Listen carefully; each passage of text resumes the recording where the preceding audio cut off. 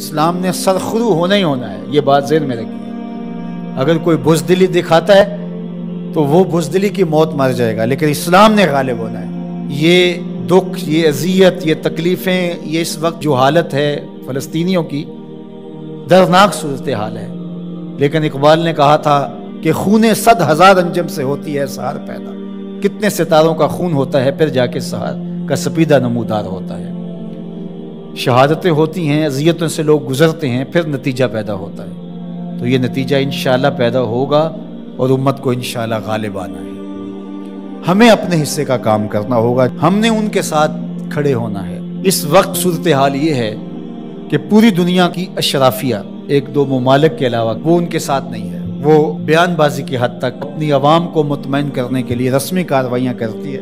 آپ دیکھ لیں پوری دنیا کے اوپر 56-57 اسلامی ممالک جو ہیں، ان کے حکمران، اشرافیہ اور بڑی بڑی فوجیں کہاں کھڑی ہیں۔ سفارتی سطح پہ خلوص کے ساتھ کوشش کی جائے، اور اگر لگتا ہے کہ یہ کوششیں برآور نہیں ہوں گی تو ہمارے پاس یہ راستہ موجود ہے جہاد کا۔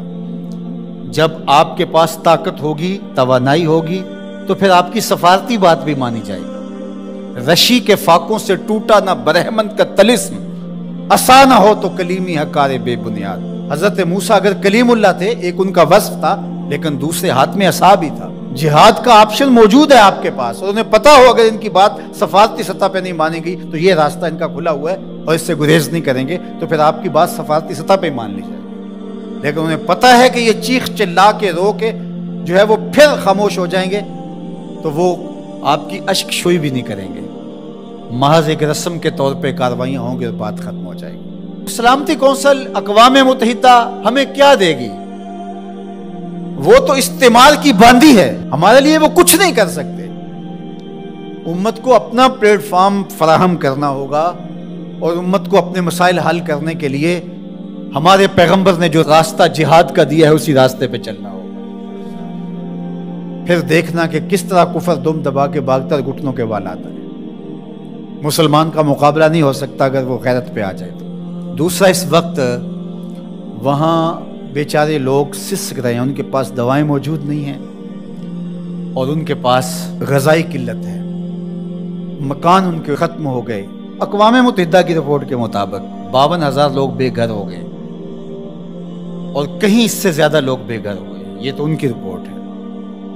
تو اس لیے اللہ نے ہمیں آسودہ زندگی دی ہے، تو ہم آدھی روٹی کھا لیں اور آدھی روٹی ان اپنے مسلمان بھائیوں کے لیے بھیجنے کی کوشش کریں۔ الحمدللہ ہم نے ادارۃ المصطفیٰ کے تحت وہاں کام کا آغاز کیا ہے۔ اگر کوئی ہمارے پہ اعتماد کرنا چاہے تو ہم بھی اس خدمت کے لیے حاضر ہیں، اور انشاءاللہ آج سے وہاں غزہ کے اندر اللہ کی توفیق سے کام کا آغاز ہو گیا ہے ان کی نصرت اور اعانت کے لیے۔ باقی مختلف ذرائع ہیں، ان کے ذریعے سے آپ جو ہے وہ ان کی مدد کر سکتے ہیں۔ آپ کو اطمینان ہو جہاں تو یہ کام کرنے کا ہے۔ اس وقت سوشل میڈیا اور دیگر جو ابلاغ کے ذرائع ہیں وہ بہرحال اس دور کے اندر مؤثر ہیں، اور ان کے ظلم کو، جبر کو بے نقاب کرنے کے لیے یہ ایک اچھا ذریعہ ہے۔ اور اس مرتبہ پہلی بار ایسا ہوا ہے کہ پوری دنیا کے اوپر ان کے جور و ظلم سامنے آئے۔ پہلے ان کا اپنا میڈیا تھا، میڈیا پہ قبضہ ہوتا تھا اور کچھ باہر نہیں نکلنے پاتا تھا، لیکن اس مرتبہ کیسے کیسے مناظر جو ہے وہ آپ کو دیکھنے کو مل رہے ہیں، اور لوگوں کا جذبہ اور جوش و خروش آپ کو دیکھنے کو مل رہا ہے۔ تو ہمارے پاس جو بھی ٹولز ہوں ان کے ذریعے سے ہم ان کی آواز کو پوری دنیا کے اوپر پہنچائیں، یہ ہمارا کام ہے جو ہمیں ہر صورت کرنا چاہیے۔ اسی طرح ان کی مصنوعات کا بائیکاٹ کریں، اپنے ملک کی بنی ہوئی مصنوعات کو متبادل کے طور پہ استعمال کریں، ترکی کی مصنوعات کو متبادل کے طور پہ استعمال کریں۔ کفر کی آنکھوں میں کھٹکتا ہے ترکی، وہ چبھتا ہے ان کی آنکھوں کے اندر کہ کس طرح اس کو مٹا ڈالیں، تو ان کے ساتھ کھڑے ہوں۔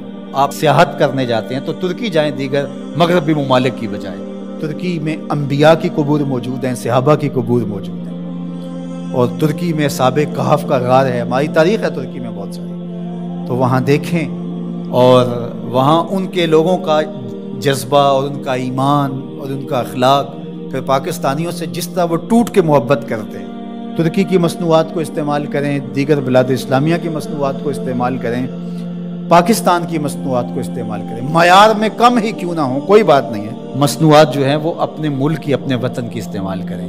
تو بائیکاٹ کریں گے تو انشاءاللہ اس سے ان کو مالی نقصان ہوگا اور جو ہے وہ مسلمانوں کو اس کا فائدہ ہوگا۔ اسی طرح جو ہے وہ ان کی اخلاقی مدد کریں، جو صحافی ہیں وہ ان کے لیے لکھیں، جو بولنے والے ہیں علماء وہ تقریروں میں، تحریروں میں، گفتگو میں لوگوں کو اویئرنیس دیں۔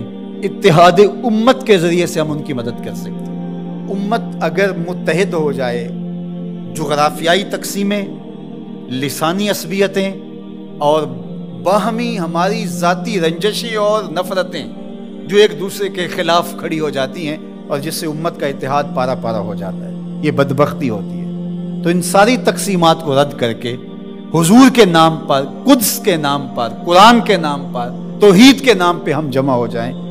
الکفر ملت واحدہ، سارا کفر ایک ملت ہے، تو مسلمان کیوں جمع نہیں ہو سکتے ہیں؟ حضور کے نام پہ سب جمع ہو جائیں۔ امت کی وحدت اس بات کا پیغام ہے کہ دشمن کے چھکے چھوٹ جائیں۔ میں اپنے ساتھ جڑے ہوئے تمام لوگوں کو کہتا ہوں، اپنی اولادوں کو بہت اچھا پڑھائیں، ان کی دینی تربیت آخری حد تک کریں، اور ان کی جو دنیاوی تعلیم ہے اس کو بھی بہتر سے بہترین انداز میں آگے لے کے جائیں۔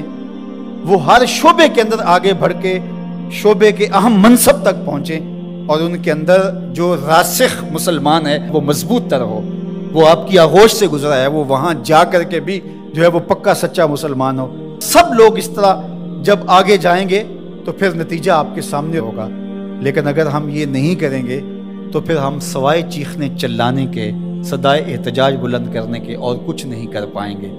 تو بہرحال غالب تو آنا ہی آنا ہے اسلام نے، وہ پھر ہم نہیں ہوں گے، پھر اللہ تعالیٰ کسی اور کو منتخب کر لے گا ہماری جگہ پہ۔ اگر ہم چاہتے ہیں کہ ہم اور ہماری نسلیں اسلام کی نشأت کے کام آئیں، اسلام کی نہضت کے کام آئیں، تو اس کام کے لیے ہم اپنی نسلوں کو، اپنی اولادوں کو، اپنے رجال کار کو تیار کریں، تاکہ پھر ان جگہ پہ کھڑے ہو کر کے دین کی نصرت اور اعانت کے فریضے کو سر انجام دیں۔